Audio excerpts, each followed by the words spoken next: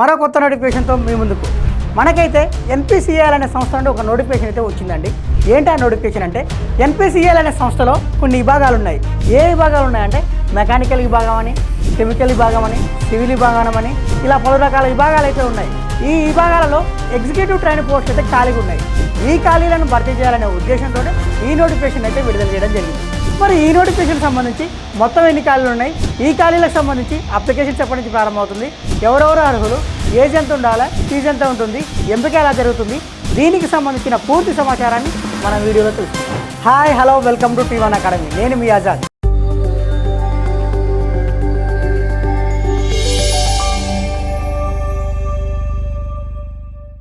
NPCL మనకి ఏదైనా ఒక సంస్థ నుండి ఒక నోటిఫికేషన్ వచ్చినప్పుడు మనం ఆ నోటిఫికేషన్కి అప్లికేషన్ చేసుకోవడానికంటే ముందు అసలు ఆ నోటిఫికేషన్ ఏ సంస్థ నుండి వచ్చింది, ఆ సంస్థ యొక్క పూర్వపరాలను తెలుసుకున్న తర్వాతనే మనమైతే ఆ నోటిఫికేషన్కి అప్లికేషన్ చేసుకోవాలి. ఇప్పుడు ఈ నోటిఫికేషన్ ఏ సంస్థ నుండి వచ్చింది, ఏ సంస్థ నుండి వచ్చిందంటే ఎన్పిసిఎల్ అనే సంస్థ నుండి వచ్చింది. మరి ఎన్పిసిఎల్ అంటే nuclear power corporation of India limited. మరి ఇది ఎప్పుడు ఏర్పడింది అంటే 1987 సెప్టెంబర్ 3వ తారీఖు నాడు ఏర్పడింది. మరి ఇది దేని ఆధ్వర్యంలో పనిచేస్తుంది అంటే భారత అణు ఇంధన శాఖ ఆధ్వర్యంలో ఇదైతే పనిచేస్తుంది. మరి దీని యొక్క ప్రధాన కార్యాలయం ఎక్కడుందంటే ముంబైలో ఉంది. అసలు ఈ ఎన్పిసిఎల్ అనే సంస్థను ఎందుకు ఏర్పాటు చేశారంటే యాక్చువల్గా ప్రారంభంలో అణు విద్యుత్ కేంద్రాలని భారత ప్రభుత్వం నడిపించేది. అంటే భారత ప్రభుత్వం యొక్క ఆధీనంలో ఈ అణు విద్యుత్ కేంద్రాలు నడిచేవి.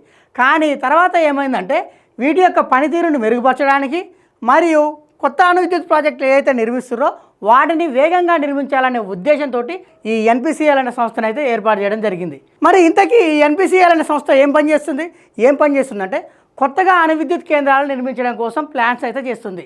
ఆ ప్లాన్స్తో పాటు ఏమైతే ప్లాన్ చేసిందో దానికి అనుగుణంగా నిర్మాణం అయితే చేపట్టడమే దీని యొక్క అసలు పని. నోటిఫికేషన్ విషయానికి వచ్చేసరికి ఏ పోస్టులు ఖాళీగా ఉన్నాయంటే ఎగ్జిక్యూటివ్ ట్రైనింగ్ పోస్టులు ఖాళీగా ఉన్నాయి. మరి మొత్తం ఎన్ని విభాగాల్లో ఖాళీగా ఉన్నాయంటే 6 విభాగాలలో ఖాళీగా ఉన్నాయి. మరి ఈ 6 విభాగాల్లో మొత్తం ఎన్ని ఖాళీలు ఉన్నాయంటే 330 ఖాళీలు ఉన్నాయి. మరి ఏ విభాగాల్లో ఎన్ని ఖాళీలు ఉన్నాయంటే మెకానికల్ విభాగానికి సంబంధించి మొత్తం ఖాళీలు వచ్చేసి 125 ఖాళీలు. అదే కెమికల్ విభాగానికి సంబంధించి ఖాళీలు వచ్చేసి 40 ఖాళీలు. అదే ఎలక్ట్రికల్ విభాగానికి సంబంధించి ఖాళీలు వచ్చేసి 65 ఖాళీలు. అదే ఎలక్ట్రానిక్స్ విభాగానికి సంబంధించి ఖాళీలు వచ్చేసి 50 ఖాళీలు. అదే ఇన్స్ట్రుమెంటేషన్ విభాగానికి సంబంధించి ఖాళీలు వచ్చేసి 15 ఖాళీలు. అదే సివిల్ విభాగానికి సంబంధించి వచ్చేసి 35 ఖాళీలు. మొత్తం వచ్చేసి 330 ఖాళీలు అయితే ఉన్నాయి. ఈ 330 ఖాళీలో కూడా బ్యాక్లాగ్ పోస్టులు ఉన్నాయండి. బ్యాక్లాగ్ పోస్టులు ఎన్ని ఉన్నాయంటే మొత్తం వచ్చేసి 16 బ్యాక్లాగ్ పోస్టులు ఉన్నాయి. మొత్తం వేకెన్సీస్ వచ్చేసేమో 330. ఈ 330లో బ్యాక్లాగ్ పోస్టులు వచ్చేసి 16 అయితే ఉన్నాయి. ఈ 16 ఏ రిజర్వేషన్ వాళ్ళకి చెందినాయి అంటే ఎస్సీ వాళ్ళకు వచ్చేసి 4, ఓబీసీ వాళ్ళకు వచ్చేసి 12. అంటే ఇటు ఎస్సీలోను ఇటు ఓబీసీలోను బ్యాక్లాగ్ పోస్టులు అయితే ఉన్నాయి. ఎస్సీలో లేవు బ్యాక్లాగ్ పోస్టులు అయితే. మొత్తం 6 విభాగాలలో 330 ఖాళీలు అని చెప్పుకున్నాం. మరి ఈ ఖాళీలకు సంబంధించి అప్లికేషన్స్ ఎప్పటి నుంచి ప్రారంభమవుతున్నాయి అంటే ఏప్రిల్ 10, 2026 నుండి ప్రారంభమై 30 ఏప్రిల్ 2026 నాడైతే క్లోజ్ అవుతుంది.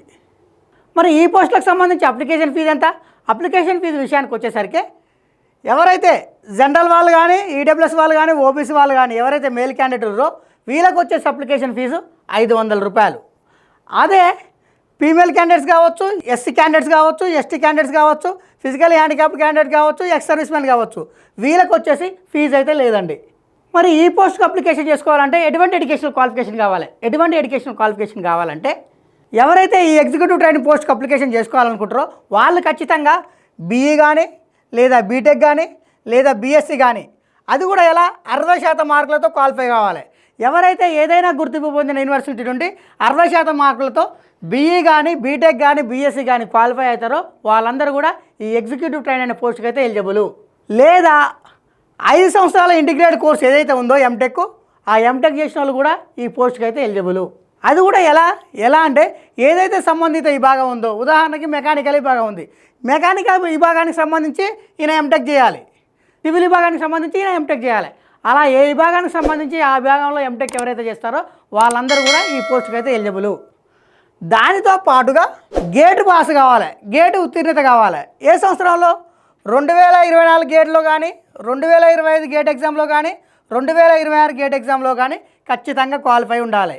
అంటే ఈ పోస్టులకు అప్లికేషన్ చేసుకోవాలంటే ఖచ్చితంగా బీఈ లేదా బీటెక్ లేదా బీఎస్సీ, అది కూడా ఎలా 60% మార్కులతో క్వాలిఫై అయ్యి గేట్ ఎవరైతే 2024లో కానీ, 2025లో కానీ, 2026లో కానీ ఎవరైతే పాస్ అవుతారో వాళ్ళందరూ కూడా ఈ పోస్టులకు అయితే ఎలిజిబుల్.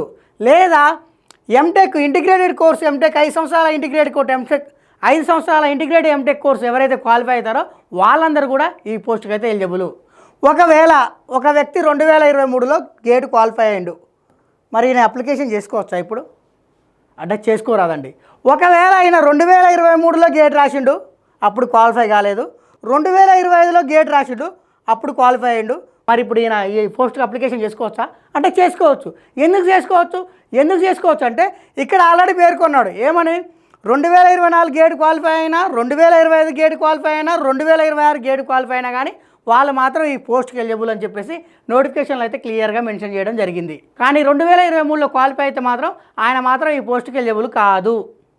మరి ఈ పోస్ట్కి అప్లికేషన్ చేసుకోవాలంటే ఏజ్ వాళ్ళ అర్హులు అంటే ఒక్కొక్క కేటగిరీకి మాత్రం ఒక్కొక్క ఏజ్ని అయితే ఇక్కడ మెన్షన్ చేయడం జరిగిందండి.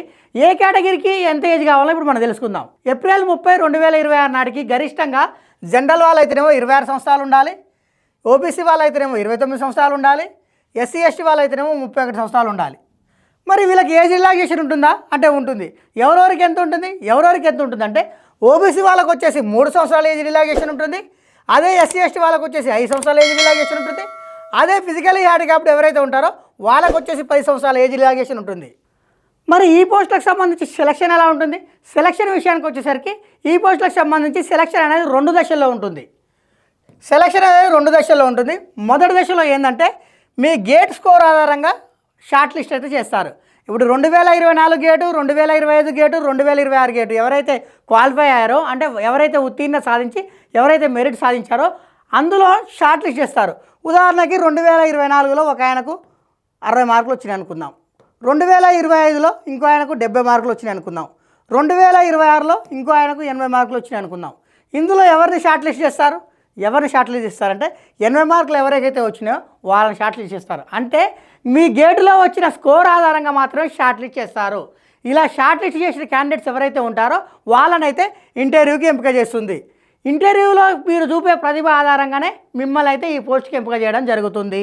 మరి ఇంటర్వ్యూలో క్వాలిఫైయింగ్ మార్క్స్ ఉన్నాయా అంటే ఉన్నాయి. ఎన్ని ఉన్నాయంటే ఈడబ్ల్యూఎస్ వాళ్ళకు, ఎస్సీ వాళ్ళకు, ఎస్టీ వాళ్ళకు, ఓబీసీ వాళ్ళకు వచ్చేసి క్వాలిఫై మార్క్స్ వచ్చేసి 60%. అదే అన్రిజర్వ్డ్ క్యాండిడేట్స్ ఎవరైతే ఉంటారో వాళ్ళకు వచ్చేసి క్వాలిఫై మార్క్స్ 70% అయితే ఉన్నది. ఈ పోస్టులకు సంబంధించి ఎంపిక అనేది 2 దశల్లో ఉంటుందని చెప్పుకున్నాం. మొదటి దశలో గేట్ స్కోర్ ఆధారంగానైతే షార్ట్ లిస్ట్ చేస్తారు. ఈ షార్ట్ లిస్ట్ చేసిన అభ్యర్థులు ఎవరైతే ఉంటారో వాళ్ళనైతే ఇంటర్వ్యూకి ఎంపిక చేయడం జరుగుతుంది. మరి ఇంటర్వ్యూ ఎప్పుడు ఉంటుంది, ఎక్కడ ఉంటుంది అంటే ఇంటర్వ్యూ వచ్చేసి 2026 జూన్ 8వ తారీఖు నుండి 19వ తారీఖు మధ్యలో అయితే ఇంటర్వ్యూ ఉంటుంది. మరి ఎక్కడ ఉంటుంది అంటే ముంబైలోని మహారాష్ట్రలో ఉంటుంది, నరోరా అటామిక్ పవర్ స్టేషన్ అయిన ఉత్తరప్రదేశ్లో ఉంటుంది, మద్రాస్ అటామిక్ పవర్ స్టేషన్ అయిన తమిళనాడులో ఉంటుంది, కైగా జనరేటింగ్ స్టేషన్ అయిన కర్ణాటకలో ఉంటుంది. మరి ఈ పోస్టుకు ఎవరైతే సెలెక్ట్ అవుతారో వాళ్ళకు వచ్చేసి ట్రైనింగ్ ఎన్ని సంవత్సరాలు ఉంటుంది అంటే 1 సంవత్సరం మాత్రమే ఉంటుంది. ఈ 1 సంవత్సరంలో వాళ్ళకి ఇచ్చే స్టైపాండ్ ఎంత అంటే మంత్లీ వచ్చేసి 74,000 రూపాయల స్టైపాండ్ అయితే ఇస్తారు. 1 ఇయర్ శిక్షణ అయిపోయిన తర్వాత అయితే వీళ్ళనైతే పర్మనెంట్గా కొనసాగిస్తారు.